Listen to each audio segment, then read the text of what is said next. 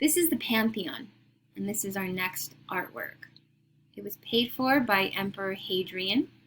It was a temple dedicated to the gods, and it's still in its original location in Rome. Now, if we look at the caption, the patron, the person who paid for it, was Emperor Hadrian. The title of this is the Pantheon. Now, I emphasize that because I don't want you to get confused with what we saw in the classical world, the Parthenon. What? I know. Remember Parthenon in Athens, dedicated to Athena? That's the Parthenon, Parthenos, Virgin Athena. This is the Pantheon.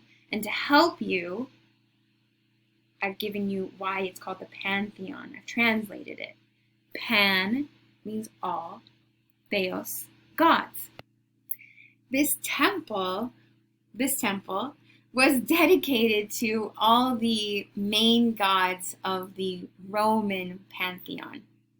The Roman Pantheon meaning the major gods of the Romans. So, temple dedicated to all the gods. Theos. Pantheon. Pantheon, not Parthenon. Pantheon, not Parthenon. I repeat this because even I still slip and will say Pantheon and Parthenon and get them mixed up. So, Pantheon is the temple dedicated to all the gods. It is in Rome, and it was paid for by Emperor Hadrian. I mentioned who it was paid for because, well, we just saw the sexy portrait of Hadrian, and also because Hadrian built this on the site of a previous temple to all the gods. There was a previous temple called the Pantheon at this site, and it had burned. You know, open flames, it happens all the time. So rebuilding a pantheon on this site was a way for Hadrian to reaffirm the strength of the Roman Empire. Happy gods, happy people. Hadrian is emperor at a time when it is very difficult to maintain such a large expanse. So he wants to reassure the people of Rome. He wants to reassure the gods by dedicating a new pantheon on the site of the previous pantheon. Here we are looking at it as it stands today. It is one of the best preserved ancient Roman buildings that we have. The reason is because after the fall of the empire and when worship of the gods was illegal, this site was converted into a Christian church. And so for the most part, it's maintained its shape. What is missing is a lot of the decadence on the outside. It was originally lined in polished marble and travertine. Inside of the pediment here was various accounts describe different bronze and gilded sculptural pieces. And the dome, spoiler alert, it has a dome. The dome of this temple had tiles that were gilded in gold. So it would have been a much more spectacular, impressive structure from the outside. Here's another view of it. It is open to the public. You can go into it for free because it is a church, and all the churches in Rome are open to the public. I say the churches in Rome because not all the churches in Italy are free and open to the public, but the ones in Rome are. So it does still serve, or it does still practice mass, but it's also a museum site as well. So you can go inside as long as you're respectful of the space. Here, let's look at the architectural elements. What column capital is being used here? Is that a Tuscan? No. Doric? No. Ionic? No. Corinthian! Yes, I know, you said it already, but I wanted to go through them. Now, across the entablature is a frieze. The frieze, rather than having decorative figurative elements, has a shorthand Latin. inscription, which reads, Marcus Agrippus, son of Lucius, third-time consul, made this. Now I know what you're thinking. Marcus Agrippus made this? But Ms. Cortez, you just said Hadrian made it. He did. The original temple, or the previous temple that was here at the site, was made by Marcus Agrippus. Marcus Agrippus, during the beginning of the Roman Empire, paid for the temple to be built. It burned down, and then Hadrian puts up the original phrasing. It's kind of like a callback, or like, you know, when you save old signs from, like, you know, a movie theater, and you like reuse it again. You're like, no, that used to be a movie theater. Oh yeah, yeah. So Hadrian's calling on the past. He's not going to remove it or erase it. Instead, he's kind of applying it as a decorative element to unite the past with the present. Hadrian, so smart. So that pediment there is that rectangular structure, and then the dome on top. Now, as it stands today, we do have to use our imagination not only for the splendor that is missing, but also the height of the street. The height of the street has risen, and the layout of Rome has changed as well. So we have to remember that the street would have been about 2 feet below where it stands today. So there would have been a dramatic staircase at the front of the temple. And then let me find my image of its original street layout. Here, this is a scaled model highlighting where the Pantheon was.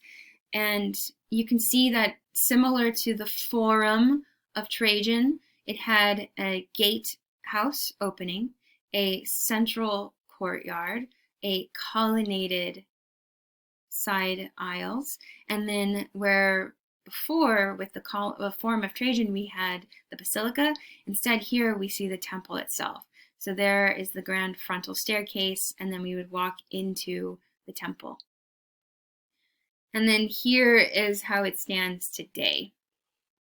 So it still has a courtyard in front of it. And if you go, it does provide you a nice kind of long view of the temple. And then there are all these little cafes around, and you can get something to eat. When you go to Rome, I would recommend don't buy any food from these vendors here in the front courtyard, because it's all like kind of like touristy trap, not very good food.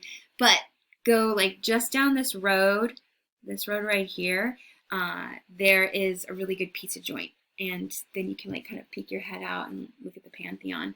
If you want, you can get a cup of coffee and just like sit there and just like look at the Pantheon and be like, Ms. Cortez, living the life. Okay, so let's get back up close. Okay, now we're standing in that courtyard area looking back at the temple. The main structure was built out of concrete. Now the front porch here has these columns. These columns are insane. Why? Well, first, they're gigantic, and they are monolith columns. Mono, singular, lith, stone. Monolith columns, meaning that these are large chunks of rock. They're not made out of smaller drums like we often see in Greek temples. The reason I emphasize this is because these monolith columns are made of Egyptian granite.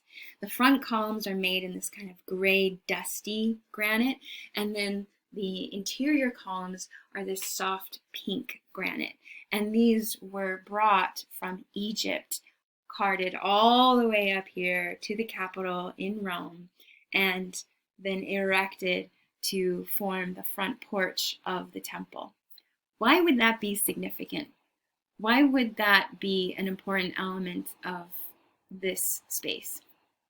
That it came from Egypt and that they're monolithic. Well, if they were drums, it would be easier to transport, right? And why Egypt? Why not somewhere closer, like Hispania or France? There's symbolism there. There's a connection to the grandeur of Egypt, which is now a part of the Roman Empire. And the fact that these are very big, solid pieces of rock make them even more difficult and cumbersome to transport from Egypt into Rome. So it's showing off. It's showing off that Rome inhabits or controls Egypt. It's showing off the skill of the Roman engineers who have transported this without breaking across the Mediterranean and into the heart of Rome to be erected. So celebrating engineering. And it's celebrating the empire as a whole because there's peace enough for communication and cooperation across the Mediterranean. They don't need to worry about like enemy pirates coming in and taking their ship or knocking the columns off and to get lost in the middle of the sea. So we have here this symbolism of the strength and the power and the ingenuity of the Roman Empire. Nice, right? When you get up close, they're just as impressive or more impressive than in these photos. The structure itself has a front porch, and then behind those two doors is the temple.